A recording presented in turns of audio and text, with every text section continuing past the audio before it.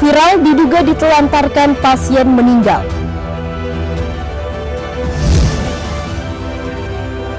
Tiga belas rumah terbakar akibat korsleting listrik.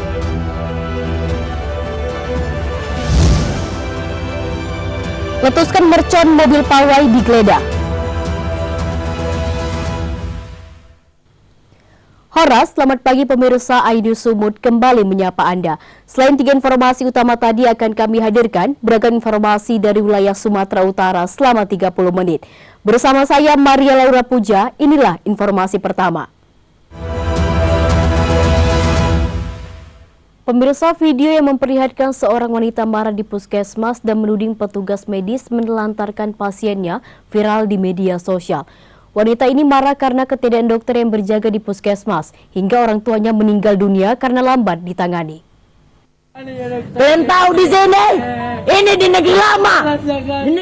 Inilah video berdurasi 15 detik yang memperlihatkan seorang perempuan marah sambil menangis dan mengeluh karena orang tuanya meninggal dunia setelah pihak puskesmas tidak memperdulikan kondisi ayahnya yang sedang sakit malam Rabu 19 April 2023. Wanita ini juga menyampaikan tidak ada satupun dokter puskesmas yang berada di lokasi hingga ayahnya meninggal dunia karena lamban ditangani pengobatannya. Anehnya pihak puskesmas melalui seorang dokter menepis tuduhan video yang beredar. Bahkan pihaknya mengaku sudah terlebih dahulu memeriksa korban, namun korban sudah dinyatakan tidak bernyawa. Datang ke puskesmas, kemudian langsung ditangani oleh perawat puskesmas, langsung diperiksa. Ternyata sudah meninggal dunia. Kemudian keluarganya sepertinya marah-marah gitu. Tidak terima gitu. Tidak terima. Lalu keluarganya bilang, tolong dipanggilkan dokter ya. Lalu perawatnya menelpon dokter, saya dokternya. Lalu saya berangkat menuju puskesmas. Nah, saya periksa, ternyata memang sudah meninggal. Dan ternyata keluarga pun masih tidak percaya juga karena menurut mereka tangannya masih panas katanya. Pihak keluarga pun berharap kasus ini segera tidak lagi terjadi bagi para pasien yang hendak berobat. Dari Labuan Batu, Ikang Amanda, iNews melaporkan.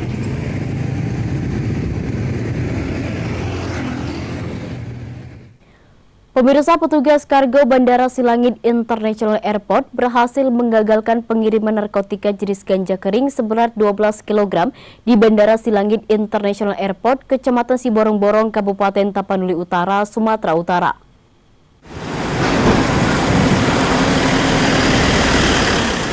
Pengiriman ganja kering siap edar yang dikemas dalam kardus berwarna coklat sebanyak 12 bal dibungkus pakai plastik berwarna hitam dan dilakban berwarna coklat berhasil digagalkan petugas kargo Bandara Silangit International Airport pada tanggal 14 April kemarin.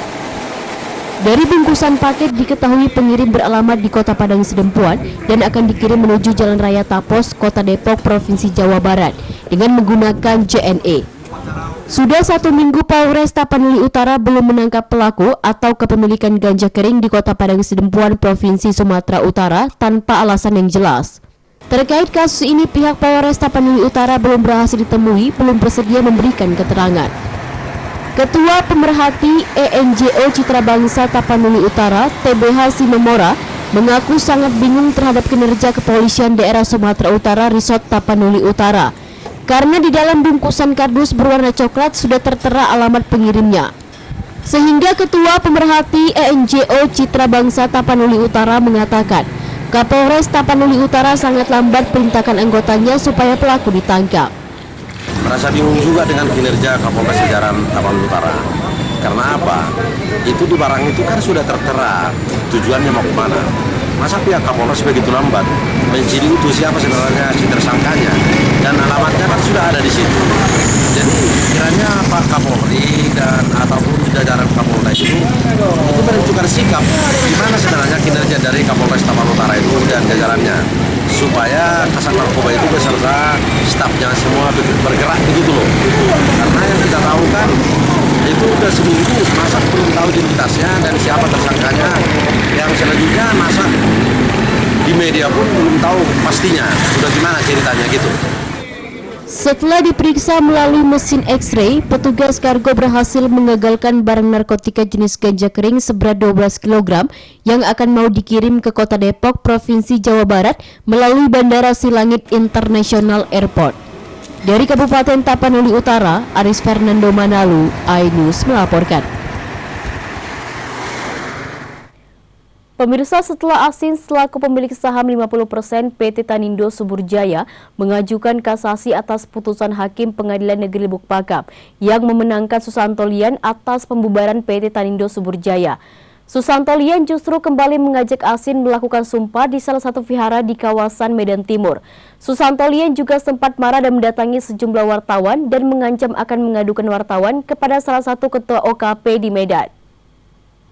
Telepon itu dulu, ketua L dulu, ya. Inilah aksi arogan Susanto Lian saat mendatangi sejumlah wartawan dan mengancam akan mengadukan mereka kepada salah satu ketua OKP di Medan.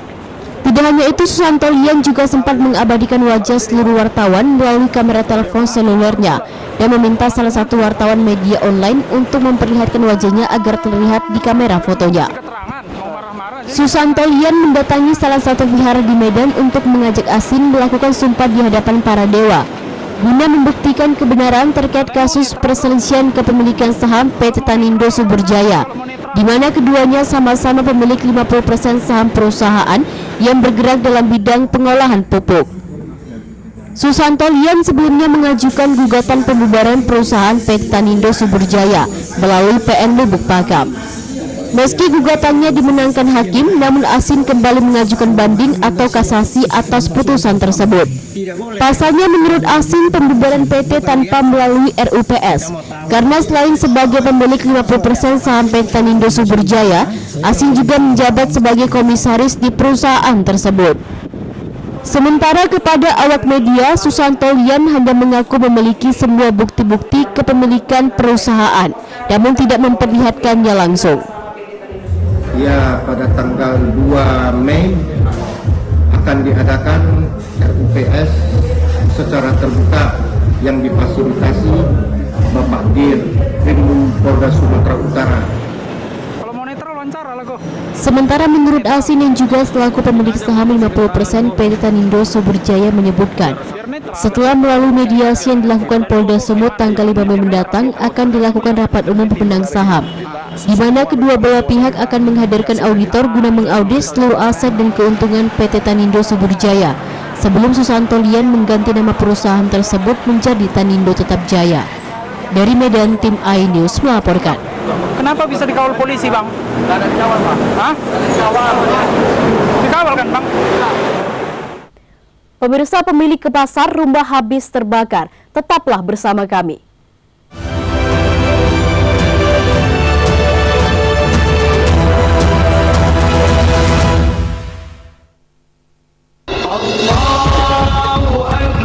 Assalamualaikum warahmatullahi wabarakatuh. Saya Muhammad Diniati, penjabat Wali Kota Tebing Tinggi. Gema takbir berkumandang, hari kemenangan telah tiba. Mari saling memaafkan dan kembali menjadi insan yang fitri. Minal aidin wal faizin, mohon maaf lahir dan batin. Selamat Hari Raya Idul Fitri 1444 Hijriah. Wassalamualaikum warahmatullahi wabarakatuh. Isi akhir pekanmu dengan nasihat kehidupan bersama Ustadz-Ustadz ternama. Jazauhu inda rabbihim ala wahnin wa fisaluhu fiha. Kalian benar-benar cinta kepada Allah, ikuti Syarat aku. manfaat dan inspirasi. Wajadilhum billati hiya ahsan. Insya Allah dakwah akan tercapai. Allah tuh laknat orang-orang laki-laki yang nyerupai perempuan apalagi pindah kelamin. Cahaya Hati Indonesia, Sabtu dan Minggu pukul 12 siang di iNews. Kompilasi seputar keunikan, keajaiban, dan hal-hal menarik di berbagai belahan dunia. Sholat menjadi alat meditasi yang paling utama bila dilakukan dengan cara yang khusyuk dan benar. Chris, benarkah benda pusaka itu berbau mistis dan digunakan untuk mengirimkan guna-guna? Binatang reptil yang hidup di laut ini selalu dijadikan simbol OMG setiap hari pukul 19.45 hanya di iNews.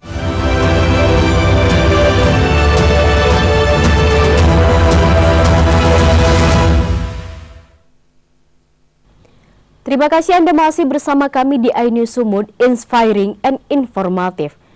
Pemirsa, diduga akibat hubungan pendek arus listrik, 13 unit rumah permanen di Kota Medan ludes terbakar. Banyaknya jumlah rumah yang terbakar membuat petugas damkar sempat kesulitan menjinakkan api, hingga proses pemadaman pun berlangsung hingga pagi hari.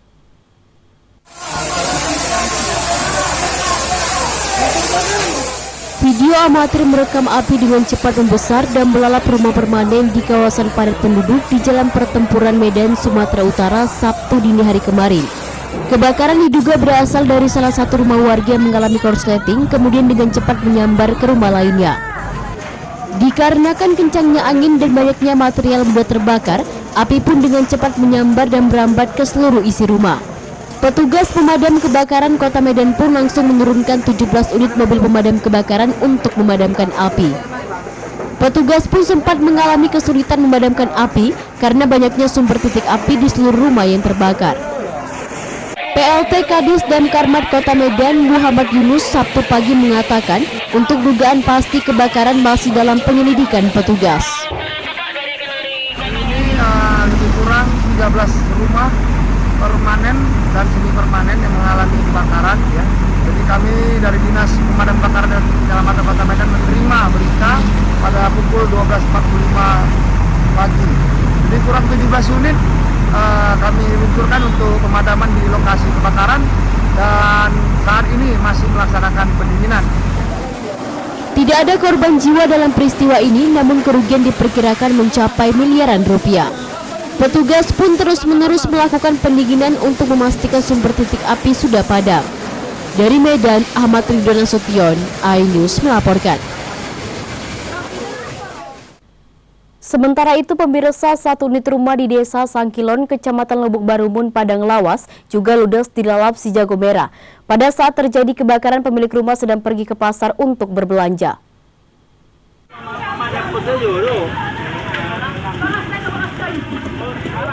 Satu unit rumah di Desa Sangkilon, Kecamatan Lubuk Barumun, Padang Lawas, habis dilalap si jago merah. Kebakaran awalnya diketahui oleh tetangga pemilik rumah, sementara pada saat kejadian pemilik rumah sedang pergi ke pasar untuk berbelanja. Kapolsek Barumun AKP Miftahudin Harahap mengaku belum mengetahui pasti penyebab kebakaran, namun kuat dugaan akibat korsleting pendek arus listrik. Polisi pun hingga kini masih menyelidiki penyebab pasti kebakaran. Warga yang menyaksikan peristiwa ini pun sempat panik dan berupaya memadamkan kebakaran dengan peralatan seadanya meski tidak membuahkan hasil. Kebakaran berhasil dipadamkan setelah mobil pemadam kebakaran tiba di lokasi. Tidak ada korban jiwa dalam peristiwa ini, namun kerugian ditaksir mencapai puluhan juta rupiah. Dari Padang Lawas, Warsono, iNews melaporkan.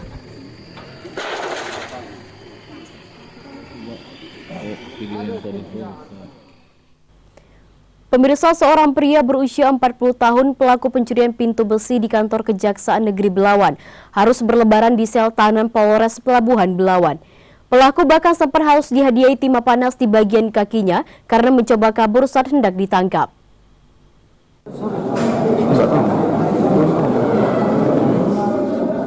SH 40 tahun warga Jalan Sumatera, Kelurahan Belawan 1, Kecamatan Medan Belawan, Kota Medan, harus berlebaran di penjara usai ditangkap Satreskrim Polres Pelabuhan Belawan karena melakukan tindak pidana pencurian dengan kekerasan terhadap penjaga di kantor Kejaksaan Negeri Belawan. Tersangka dengan sengaja menganiaya dan mencuri 2 buah pintu besi kantor, spare part, pintu mobil tahanan, kap penutup mesin, serta pintu belakang tempat tahanan di kantor Kejaksaan Negeri Belawan pada malam hari. Saat dilakukan interogasi, tersangka sempat menangis dan memohon ampun serta mengakui perbuatannya yang telah 3 kali mencuri di kantor Kejaksaan Negeri Belawan. Kapolres Pelabuhan Belawan AKBP Joshua Tampubolon mengatakan, saat akan ditangkap, tersangka menyerang dan berusaha kabur dari sergapan petugas, lalu diberikan tembakan terarah dan terukur di bagian betis kaki sebelah kiri.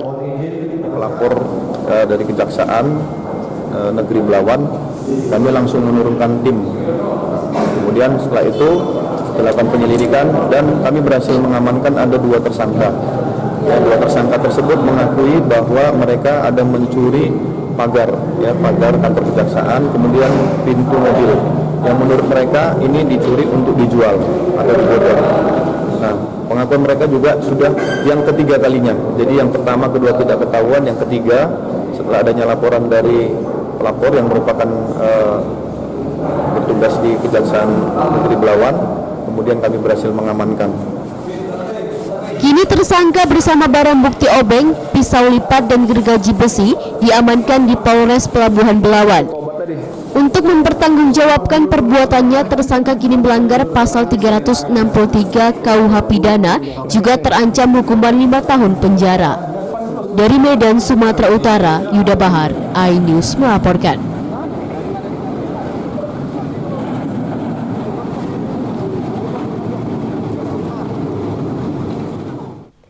Pemirsa, Dewan Pimpinan Cabang Partai Demokrat Kabupaten Padang Lawas melakukan aksi bakti sosial dengan menyantuni anak yatim serta berbagi sembako kepada 300 kepala keluarga. Kegiatan ini digelar guna memeriahkan datangnya Hari Raya Idul Fitri.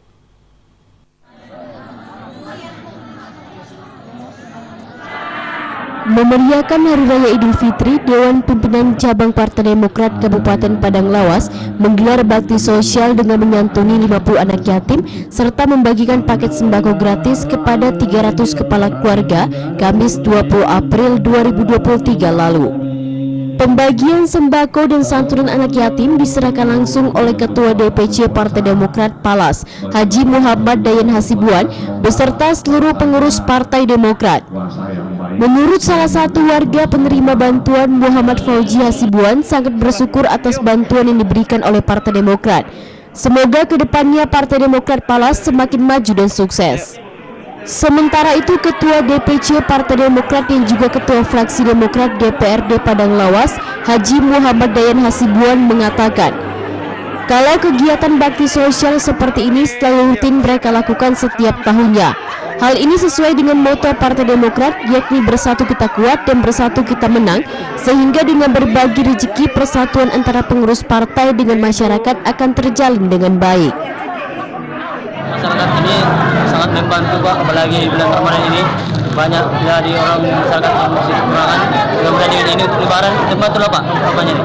Mudah-mudahan berkah Pak ya untuk Partai Demokrat yang memberikan bantuan kepada masyarakat di sini Pak.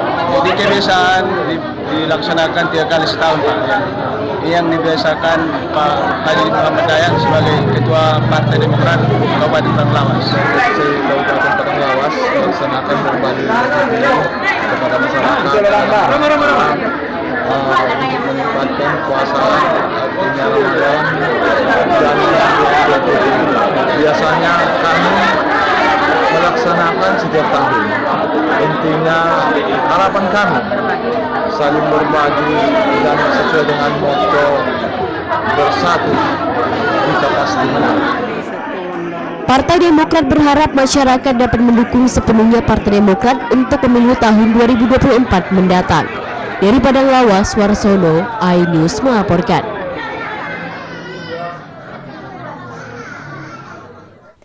Pemirsa, Wali Kota hadiri pawai takbir dan sholat Id. Tetaplah bersama kami.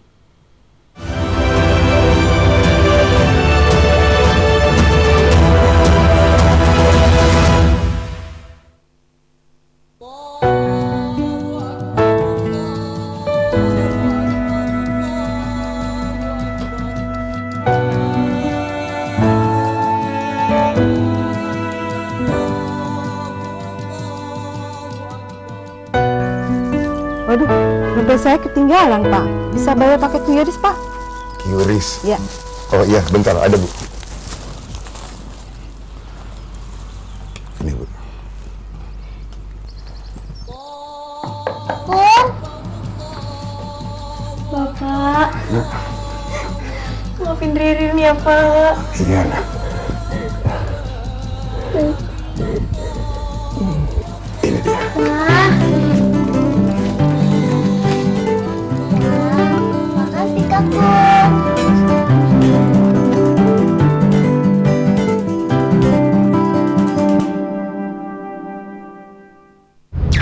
Formula E Championship 2023 kembali digelar sepanjang 2023. Full tension, full adrenalin,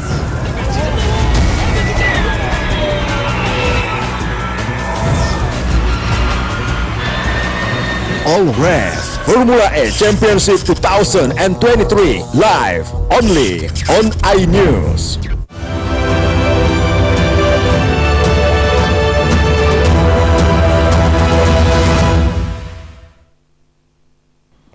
Terima kasih Anda masih bersama kami di iNews Sumut, inspiring and informatif. Pemirsa, pawai mobil hias memeriahkan malam takbiran Jumat kemarin, diwarnai dengan peletusan mercon oleh sekelompok pemuda peserta pawai di Jalan Kapten Rahmat Budin, Medan. Petugas keamanan pun langsung menghentikan laju kendaraan yang mereka tumpangi dan menggeledah seluruh isinya. Alhasil petugas Satpol PP berhasil menemukan mercon dan langsung menyitanya.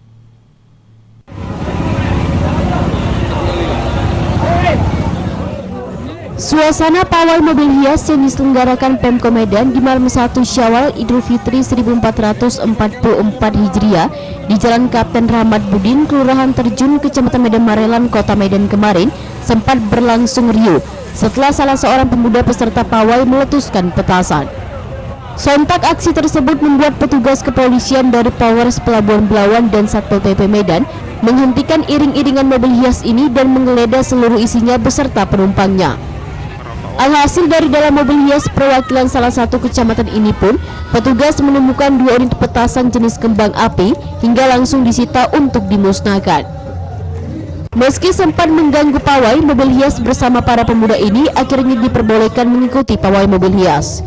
Dari Medan, Yuda Bahar, iNews melaporkan.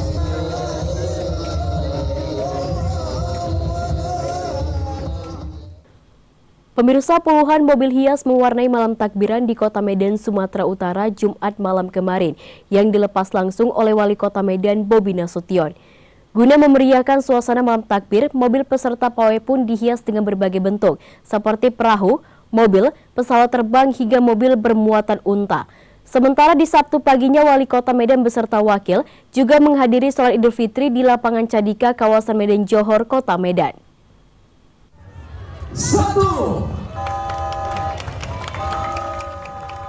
Kemeriahan malam Idul Fitri 1444 Hijriah di Jalan Kapten Rahmat Budin, Kelurahan Terjun, Kecamatan Medan Marelan, Kota Medan, dibuka langsung Wali Kota Medan Bobi Afif Nasution. Masyarakat Kota Medan menyaksikan pawai takbir mobil hias dengan antusias dan penuh sukacita. Setelah 3 tahun terakhir adanya pelarangan pawai takbir akibat pandemi COVID-19. Sebanyak 70 mobil hias dari 21 kecamatan di Kota Medan ditambah masing-masing kelurahan pun hadir merabaikan malam Idul Fitri 1444 Hijriah. Suasana semakin meriah dengan kreativitas para peserta takbir yang menghias kendaraan mereka dengan berbagai bentuk, mulai dari bentuk kubah dan berbagai bentuk lainnya. Kita laksanakan di 2 lokasi, satu di Lapangan Merdeka di pusat kota, satu di Kecamatan Medan Marelan. Di sini kurang lebih ada lebih dari 70 mobil hias. Kalau di Lapangan Merdeka ada 120 mobil hias yang kita dari seluruh kelurahan yang ada di Medan. Selain wilayah Medan Marelan, pawai takbir mobil hias juga dilaksanakan di kawasan Lapangan Merdeka Medan, yang juga dihadiri ribuan warga dan tokoh agama, serta dilepas langsung oleh Wakil Wali Kota Medan Aulia Rahman. Di malam Idul Fitri ini 1444 Hijriah, kita baru saja melepaskan pawai takbiran. Harapan pemerintah Kota Medan untuk saat ini semoga Indonesia terbebas dari wabah COVID-19, perekonomian bagus, dan kita menjadi negara yang kuat, menjadi negara yang produktif, bukan menjadi negara yang konsumtif. Sementara Sabtu paginya ribuan warga khususnya umat muslim Kota Medan juga melaksanakan sholat Id di Taman Cadika Medan yang dihadiri langsung Gubernur Sumatera Utara Edi Rahmayadi bersama Wali Kota Medan Bobi Afif Nasution serta Wakil Wali Kota Medan Aulia Rahman. Mereka mengikuti sholat Idul Fitri 1444 Hijriah di lapangan bola Taman Cadika, Jalan Karya Wisata, Kecamatan Medan Johor, Kota Medan. Sementara sholat Idul Fitri dipimpin oleh Imam Ilham Effendi dengan Khatib Ahmad Mujani Al-Fadani. Dari Medan, tim iNews melaporkan. Sementara itu, pawai obor yang diikuti ribuan warga juga memeriahkan malam takbiran menyambut datangnya Hari Raya Idul Fitri Jumat malam kemarin di Desa Ujung Batu 1, Kecamatan Hutaraja Tinggi, Padang Lawas, Sumatera Utara.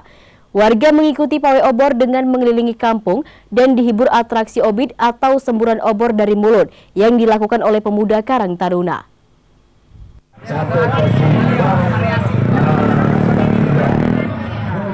Sedikitnya lebih dari 1.000 orang warga Desa Ujung Batu 1, Kecamatan Hutaraja Tinggi, Padang Lawas melakukan pawai obor mengelilingi kampung di malam takbiran menyambut Idul Fitri 1444 Hijriah Jumat malam kemarin.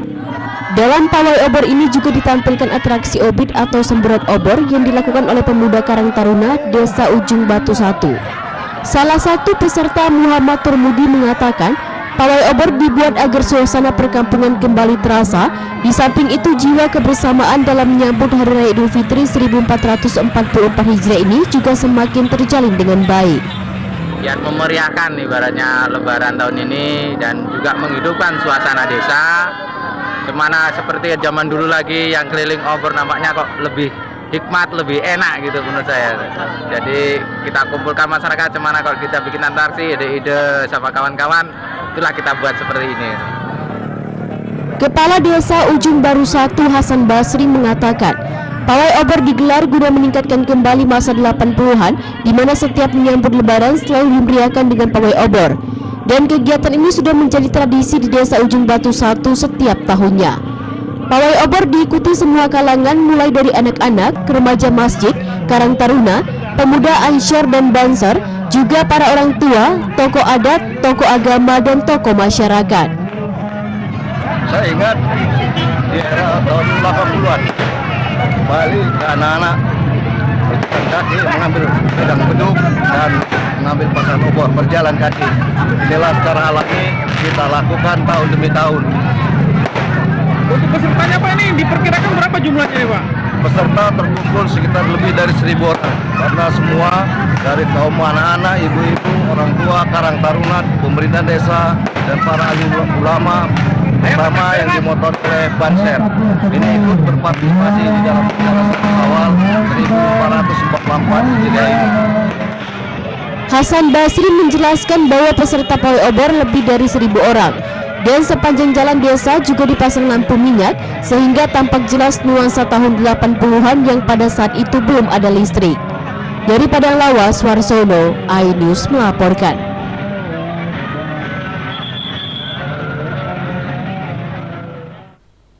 Informasi tadi mengakhiri iNews Sumut hari ini. Saya Maria Laura Puja atas nama tim redaksi yang bertugas mengucapkan terima kasih atas perhatian Anda. Selamat beraktivitas dan sampai jumpa.